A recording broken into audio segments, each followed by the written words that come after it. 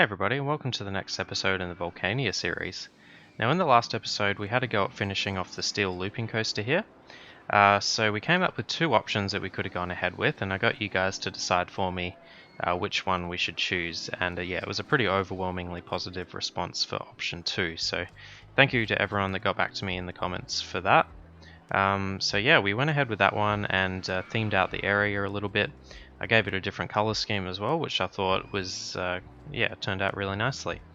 As well as that, I made a few other additions to the park, including a swinging ship down on the water there, which I was very happy with, and I also added in a launched freefall, and I called it Eruption, gave it a red and orange car, just because I thought that was kind of fitting next to the volcano. Put in a kind of a tropical themed area with the scrambled eggs, food court, and a kids junior coaster, which actually called Pineapple Express just because I couldn't resist. So the next thing to get on within the park is the compact inverted coaster. I was tossing up between the wooden and the compact inverted, but I thought we'd go with the compact inverted for now, just because it's I think it will be easier to fill or complete this one and do the wooden one after. So that's what we'll do next. So with the compact inverted coaster, again we've got kind of a funky layout to deal with. So it doesn't start off with the kind of lift hill first. It goes straight into a drop, down into a half loop and half corkscrew, and it finishes off with a part of an inline twist. So the first thought I have is, at some point we've got to fit in a lift hill, and I'm trying to think of the best spot to put that. I'm thinking right next to the wooden coaster lift hill, similar to the steel wire mouse and looping coaster. That way it's kind of underground and hidden away. But yeah, I'm not really sure on that yet. So we'll start building it out and see how things go. So what we'll do to start with here is I'm thinking we could finish off this inversion and make it just a conventional cobra roll. But I'm also thinking we could do something a little bit different and do an inline twist and then do the second half of the cobra roll. Yeah, I don't mind the look of that because it kind of it's nice and symmetrical with the terrain here. So I think we'll give this a go first and see how we go. So then I'm thinking we'd go up, use a sweeping turn up like this.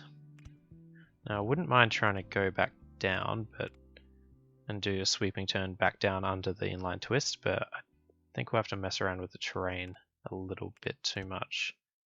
Could just give it a quick go.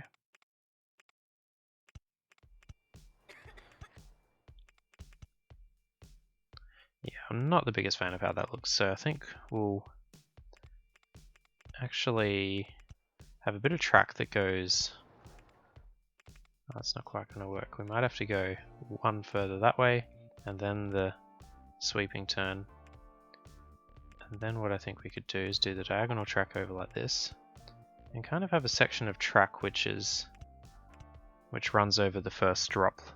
I think that would be kind of cool.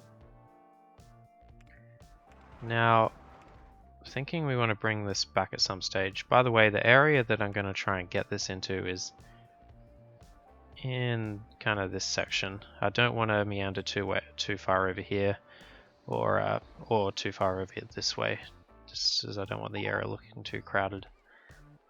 Okay, so maybe what we could do is go further out here.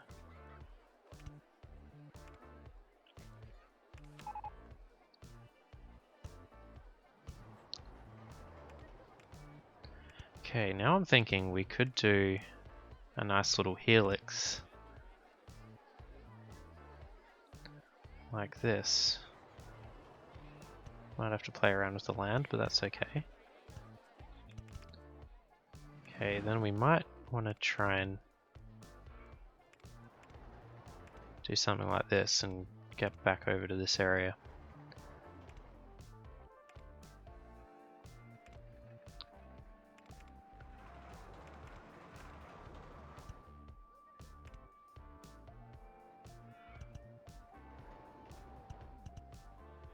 Okay, so I'm thinking now this could be a cool section to do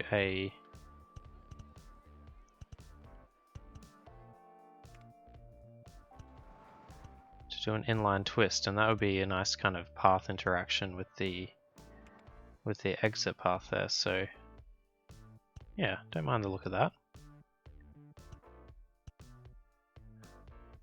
Alright, so now we can maybe thinking we could head out this way now, but we're going to be going pretty slow up here because we'll be at 13, starting at 17, so we're not going to be going too fast. So I would like to get straight back into a drop. Okay, now. Okay, we might just have to go for another sweeping turn up. Can climb over there and drop there.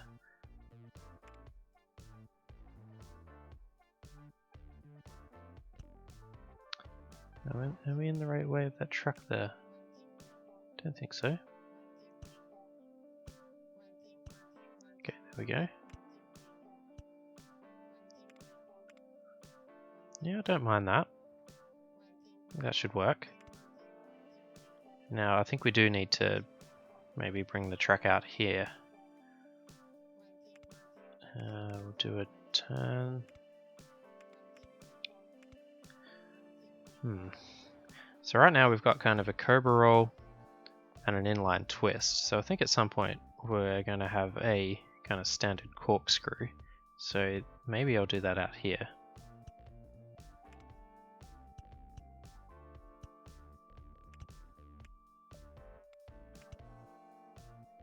Bring it out one more. There we go, something like that. Don't mind that. We can we'll play around with the terrain a little bit too, make it a bit more exciting eventually. Now I think this will probably be a good spot to start thinking about our lift hill. But where to put that? I don't really want to have it going out this way, just because it's not close enough to the action. So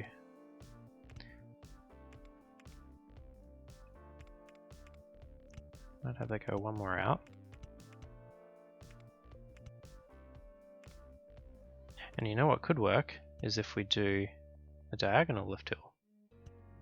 Actually. There we go. We'll fix this terrain up later, so it's a mess. Okay. Something like this could work. I mean, it's not ideal, but I think I like this better. Otherwise, it's going to be hard to kind of get it back under the rock here. And yeah, even once we got the chain lift next to the wooden one here, it'd be hard to figure out what to do with it next. So I think we'll go with this diagonal chain lift. Now, for the height here, we're trying to get back to a height of 17. So I think we do need to at least go to 20. Now, I don't want this section of the track to be too long either, so I think we'll just do a simple turnaround like this. Okay, maybe a diagonal track to kind of bring it back like this. It is looking awfully like a spaghetti bowl at the moment, but yeah, I'm not too unhappy with it. Now to finish this off, we could have done a half loop, but then that goes under the ground and the corkscrews that's not going to work with the chain hill. So we might just have to finish off that inline twist like such. Now to bring it back.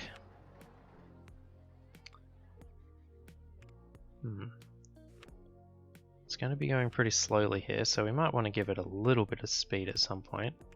Could we do this?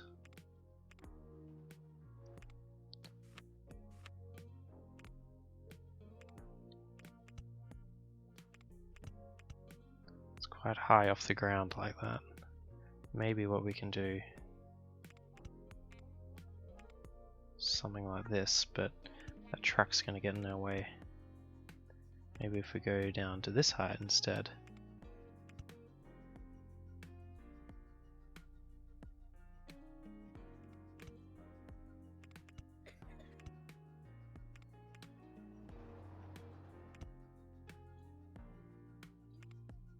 This is okay, but a little boring. Maybe we could just do the easy thing and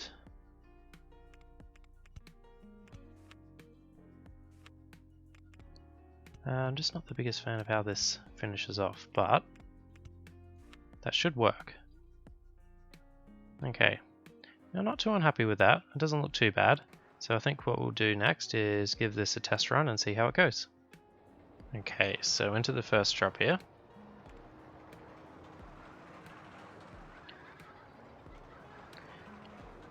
Goes through that inline twist pretty quickly, which could harm the stats, but it's carrying good speed through that helix. I'm pretty happy with that. Underground.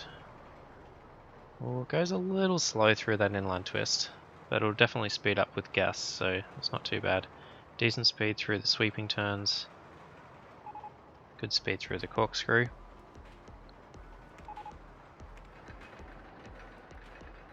Okay, it's definitely going to go through this section pretty slowly, but it's not all bad because the main part of the coast is fairly intense, so it's probably not a bad thing to finish off on a slower note. Yeah, it's a little slow through there, but I think it's acceptable. Not too unhappy with that. 7.66 excitement, intensity is very high, but you know, the excitement's the one we're worried about in this scenario, so that's perfectly fine. Now, I actually had one other idea that I'd like to think about doing, and that's this space out here. This the helix element kind of seems on its own compared to the rest, so I think I want to try and fill out this little space with something, and I'm thinking a batwing inversion could work. Now the intensity rating's pretty high as it is, so another inversion's gonna add to that. But I think we can still keep it under 10 and have a decent excitement rating. So we're gonna give that a go. Now, I think we're gonna be replacing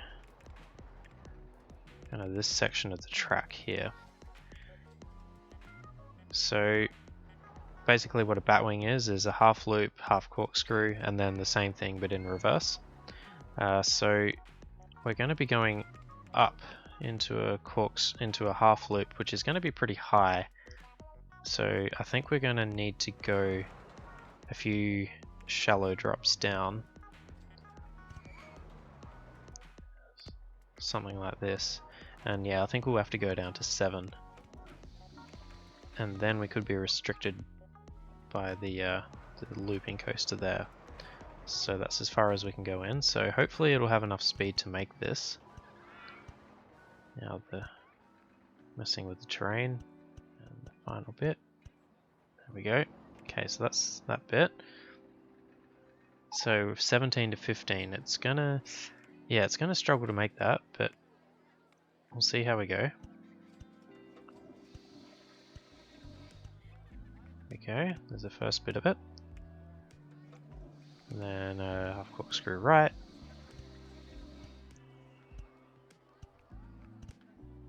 There we go. Now, hopefully this fits in.